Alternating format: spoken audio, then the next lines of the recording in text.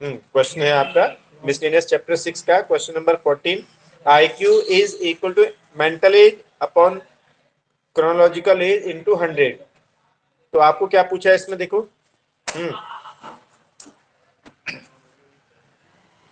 और IQ is more than equal to 80, less than equal to 140. If IQ is 80 to 140 for a group of 12 years old children, find the range of their mental age. ठीक है, तो इसमें डाल दो बच्चों, IQ का formula लिखा है तुमने।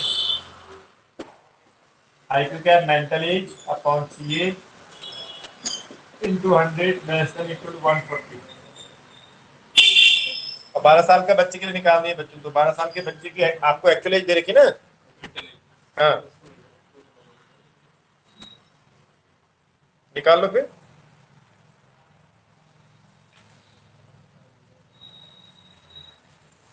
मेंटल एज निकालनी है आपको। सी आपको दिया 12 साल के बच्चे का ना, एक्चुअल एज दे रखी ना आपको बच्चे की, तो सी आपको 12 दे रखा है।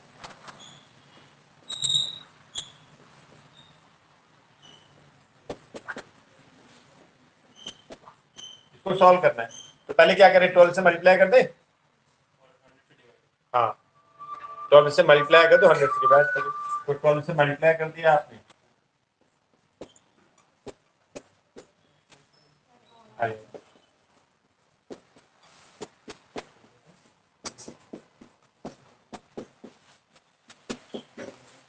तो ये आपका 12 खत्म हो जाएगा यहाँ से।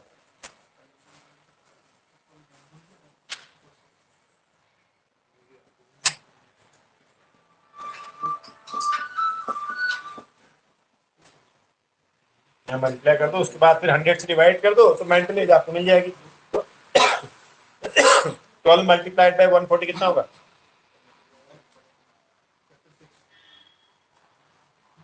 कौन है? चैप्टर पढ़ा रहे हैं, इनको बोलो पेज नंबर निकालो। 132 132 पेज 132।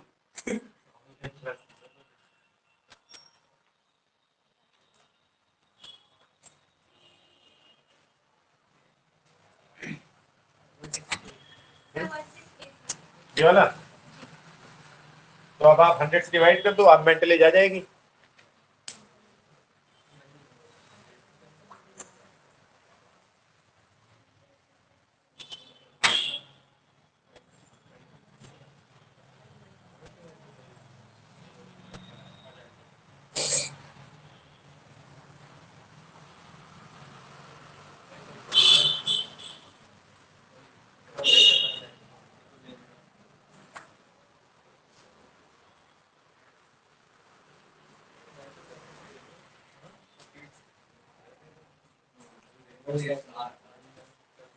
और ये भी इंपॉर्टेंट क्वेश्चन है। एफ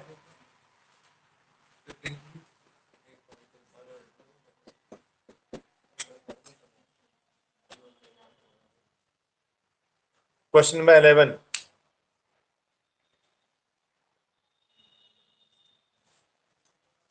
सेल्सियस टेम्परेचर और फ़ारेनहाइट टेम्परेचर में रिलेशन ये होता है बच्चों।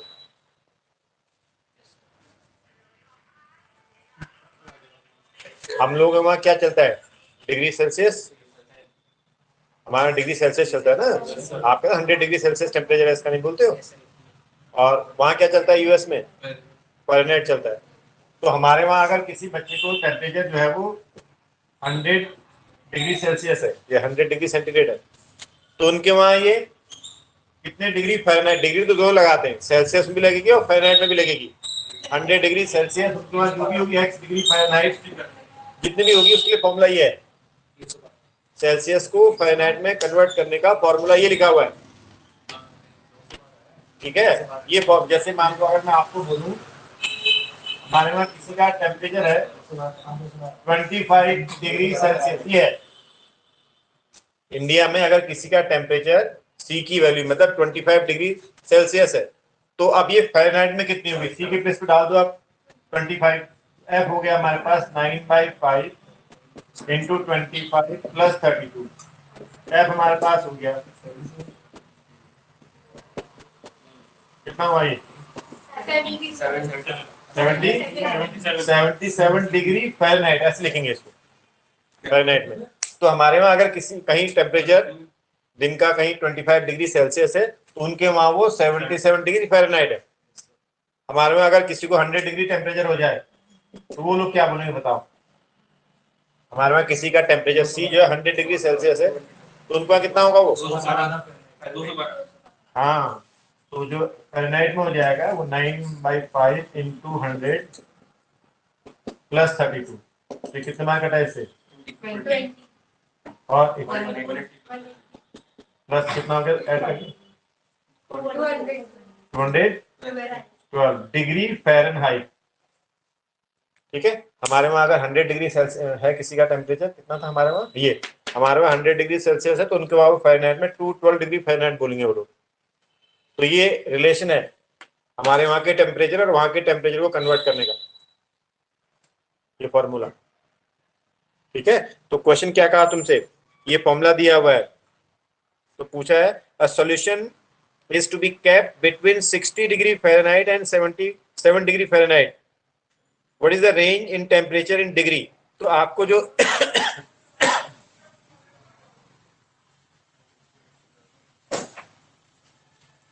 आपको जो टेम्परेचर दिया हुआ है कह रहा है वो 68 डिग्री फ़ारेनहाइट टू 70 कितना है 68 डिग्री फ़ारेनहाइट से 77 डिग्री फ़ारेनहाइट। ठीक है, तो सेल्सियस एफ क्यू देखना है आपको,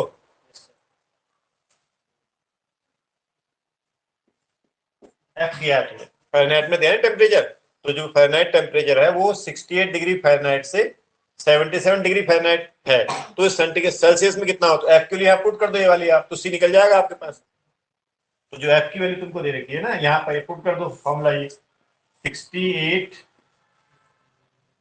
डिग्री फ़ारेनहाइट टू एफ कितना है 9/5। अब ये एफ मत लगाना यहाँ पर, ठीक है, एफ तुम्हें दिया हुआ 9/5 सी प्लस 32।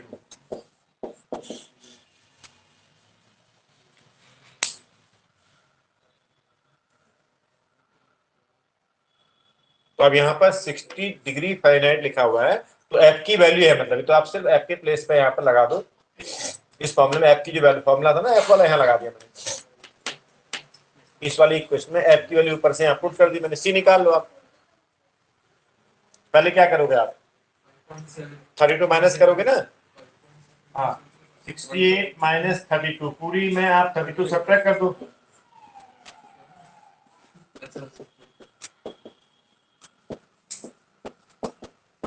पूरी में से 32 माइनस कर दिया पहले आपने, कितना आएगा 68 में से 32 36, ये आ गया 9/5 सी, और ये कितना आएगा 45।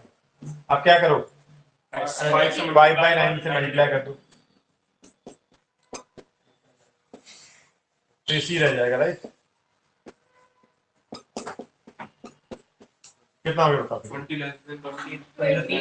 20, तो 20 डिग्री सेल्सियस और ये 25 डिग्री सेल्सियस, तो हमारा टेम्परेचर सेंटीग्रेड में जो होगा 25 डिग्री सेल्सियस से 25 डिग्री सेल्सियस में रहेगा, 20 से 25 डिग्री सेल्सियस रहेगा। अगर फ़ारेनहाइट में रेंज ये है, अगर किसी टेम्परेचर की रेंज फ़ारेनहाइट में 68 डिग्री फ़ारेनहाइट से 77 डिग्री फ़ारेनहाइट थी तो वो डिग्री सेल्सियस में जो है 20 डिग्री सेल्सियस से 25 डिग्री सेल्सियस में रहेगी रेंज।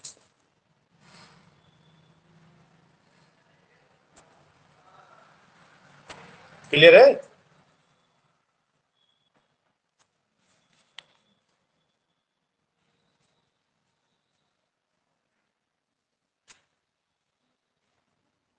और इसमें आपका जो एग्जाम्पल ही कर लेना, ठीक। और दो इक्वेशन को कैसे सॉल्व करते हो तो बता दिया था, दो इक्वेशन सॉल्व कैसे होती।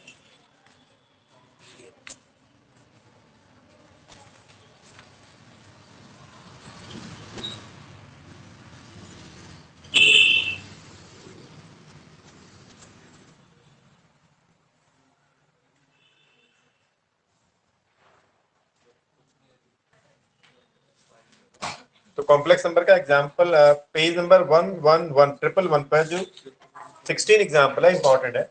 111 z is I minus 1 upon cos pi by 3 I sin pi by 3। इसको पोलर फॉर्म में लिखना है। तो पोलर फॉर्म में लिखने के लिए सबसे पहले इसको स्प्लिट फॉर्म में लिखोगे। कितना होता है ये? cos 60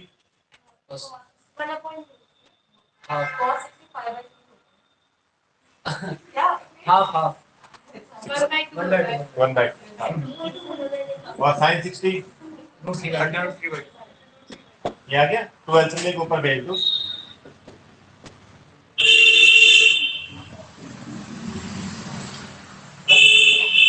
ये आ गया 12 से आगे ऊपर चला गया। आप स्टैंडर्ड फॉर्म में कैसे लिखते हो? इसके कंजुगेट से ऊपर नीचे मल्टीप्लाई करते हो। इसको लिखो 2y माइनस 2 और ये हो गया 1 minus 2 3i।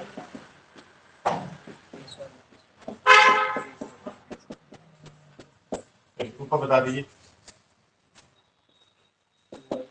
2y minus 2√3i square. 2y से √3i मल्टीप्लाई किया ना, आप फिर -2 प्लस 2√3i नीचे हो गया 1 माइनस 3i उल्टा स्क्वायर, राइट। बताओ ऊपर 2i और 2√3i ये है, i कॉमन ले लोगे ठीक हो जाएगा। i स्क्वायर कितना होता है? -1 तो प्लस के 2√3 माइनस के 2, ये तो रियल नंबर हो गया, राइट। और ये i इनमें कॉमन ले लोगे आप तो क्या बनेगा? 2√3 प्लस 2 इंटू i। इन दोनों में से i कॉमन ले लिया ना, तो 2√3 यहाँ से बच प्लस 2 यहाँ से बच। और नीचे कितना हो गया? 4। तो हमारे पास जो कॉम्प्लेक्स नंबर आया वो आया 2√3 माइनस 2/4 प्लस 2√3 प्लस 2/4 आयुटा। और 2 यहाँ काट दो जरा इसको। हाँ, √3 माइनस 1/2 √3 प्लस 1/2 इंटू आई। ये आ गया कॉम्प्लेक्स नंबर। अब इसको लिखना है मुझे पोलर फॉर्म में। तो ये कौन से क्वाड्रेंट का है पहले तो ये बताओ। फर्स्ट क्वाड्रेंट का, ये भी पॉजिटिव ये भी पॉजिटिव। तो r क्या होता है? √x² प्लस y² और tan थीटा कितना होता है? y upon x। तो पहले तो r निकाल लेते हैं।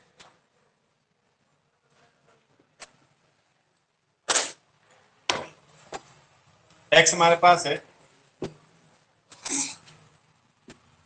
√3 माइनस 1/2, y हमारे पास है √3 प्लस 1/2। तो r हो जाएगा √x² plus y² under root of √3 minus 1/2 whole square √3 plus 1/2 whole square.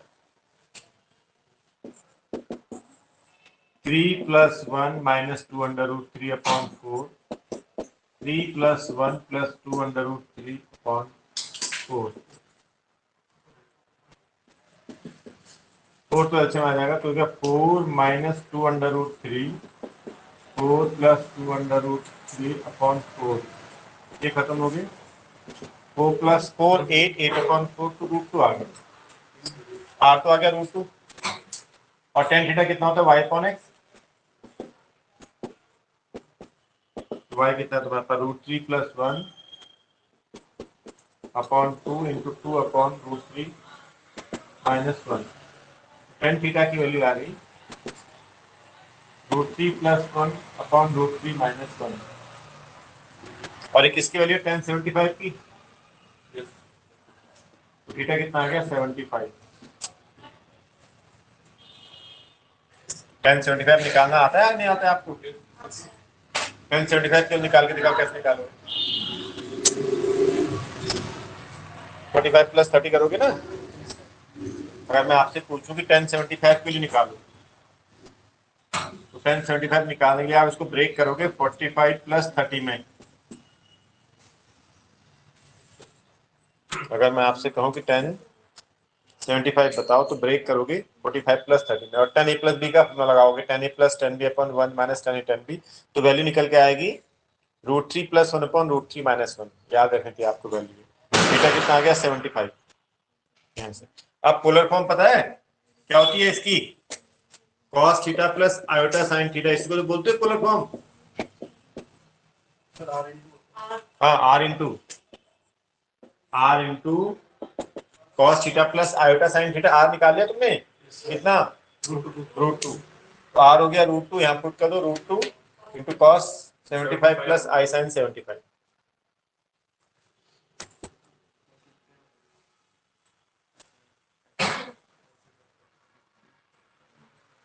तो ये मोदी वालों के लिए जहाँ भी इनके स्कूल में भी आ रहा है ये पोलर फॉर्म निकालने वाला इंपॉर्टेंट है।